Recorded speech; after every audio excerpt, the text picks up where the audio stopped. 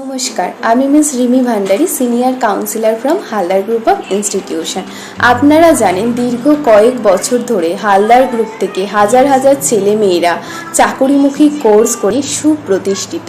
তবে আজকের আমরা আলোচনা করব প্রান্তিক কিছু ছেলেমেয়েদের জন্য বিশেষ দুটি কোর্স, মাধ্যমিক ও উচ্চ মাধ্যমিক।